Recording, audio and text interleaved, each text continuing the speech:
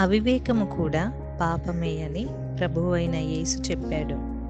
పాపాల జాబితాలో మనకు సులువుగా కనబడకుండా అడుగున చేరింది ఈ అవివేకం. నీ హృదయంలో అవివేకం అనే పాపము ఉంటే ఉపవాసంతో ప్రత్యేకంగా దేవుని సన్నిధిలో గడిపి దాన్ని తీసివేసుకో. లేకపోతే ఏదో ఒక రోజు అది నిన్ను మృంగివేస్తుంది.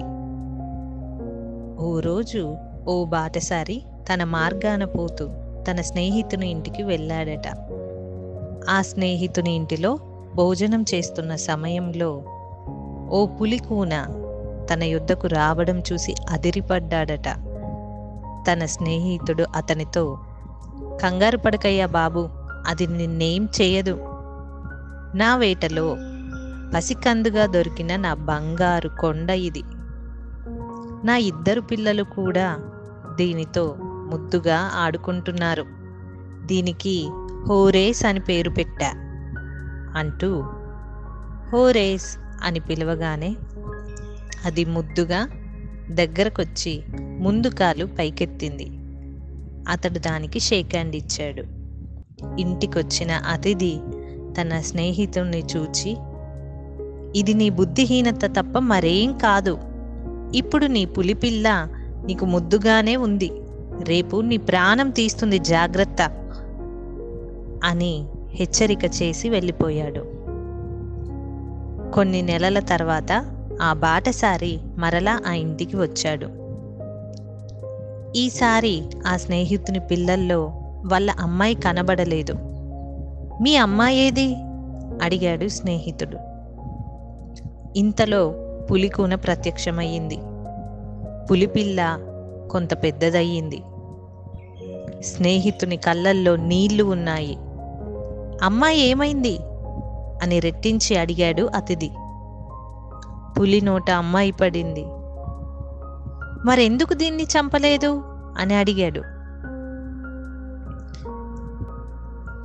చంపడానికి తుపాకీ చేతిలో తీసుకునేసరికి నన్ను చంపుతావా అనేలా హోరేస్ నా కళ్ళలోకి జారిగా చూసింది. ఇక బుద్ధి తెచ్చుకుంటాదిలే అనుకొని దాన్ని వదిలేశా. ఈ చేతుల్లో పెరిగిందేమో, దాన్ని నా చేతులారా చంపడానికి నా మనసు ఒప్పలేదు అన్నాడు. ఆ అతిథి నిలబడి, ఇప్పుడైనా దాన్ని చంపు, మూఢత్వంతో మిగిలిన నీ కొడుకును పోగొట్టుకోవద్దు అని గట్టిగా అరిచి వెళ్ళిపోయాడు. నిజమే, నా కూతుర్ని పొట్టబెట్టుకున్న ఈ పులిని ఉండనివ్వకూడదు అని ఊపిరి బిగబట్టుకొని చంపాలనుకున్నాడు. గాని చేతులు రాలేదు. ఈసారి చూద్దాంలే అనుకున్నాడు. ఓ రోజు అతని భార్య కేకలు వేస్తూ ఉంది. ఏమండి, హోరేస్ అబ్బాయిని పట్టేసింది. చివరకు ఇతడు పరిగెత్తేలోపు ఆ పులి నోటికి పిల్లవాడు బలైపోయాడు. భార్య స్పృహ తప్పి పడిపోయింది.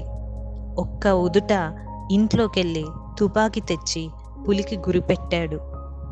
కానీ తన ముద్దుల హోరేస్ తన కళ్ళలోకి చూసేసరికి గురిపెట్టిన తుపాకీ క్రిందకు దిగింది. మరోసారి బాటసారి ఇంటికొచ్చేసరికి ఇంట్లో పిల్లలెవ్వరూ లేరు. స్నేహితుని భార్య బావురుమంది. అతనికి హోరేస్ మీద ఉన్న మోజు తగ్గినట్లు లేదు. తన స్నేహితుని గద్దింపులు అతని నిషాను తగ్గించలేకపోతున్నాయి. అతడు మరోసారి హెచ్చరించి దుఃఖముతో వెళ్ళిపోయాడు. నెలలు గడిచాయి. ఆ బాటసారి వచ్చాడు. ఈసారి తన స్నేహితుడొక్కడే మిగిలాడు. భార్య లేదు. ఏం జరిగిందో త్వరగా గ్రహించి తనకు ప్రమాదం జరగక ముందే తన స్నేహితుని విడిచి అతడు వెళ్ళిపోయాడు. ప్రియ సహోదరుడా, సహోదరి, నవ్విస్తూ కవ్విస్తున్న బుద్ధిహీనత ఓ రోజు నిన్ను మృంగబోతుంది. నీ వెర్రితనం వల్ల నిన్ను చిక్కుల్లోకి దింపే ప్రతి అవమానకరమైన పాపము నుండి దూరంగా పారిపో. యేసు రక్తమే నీకు శరణ్యం. యేసు గాయములను జ్ఞాపకం చేసుకొని బహులోతుగా పశ్చాత్తాపపడు. భక్తిహీనులు తమ మార్గమును విడవవలెను, దుష్టులు తమ తలంపులను మానవలెను. వారు యెహోవా వైపు తిరిగిన ఎడల ఆయన వారి యందు జాలిపడును. వారు మన దేవుని వైపు తిరిగిన ఎడల ఆయన బహుగా క్షమించును. యెషయా 55:7. నీవు నీ మార్గములను సరిచేసుకున్న తర్వాత దేవుడు నీ జీవితాన్ని క్రమబద్ధం చేసి నిన్ను స్థిరపరచగలడు.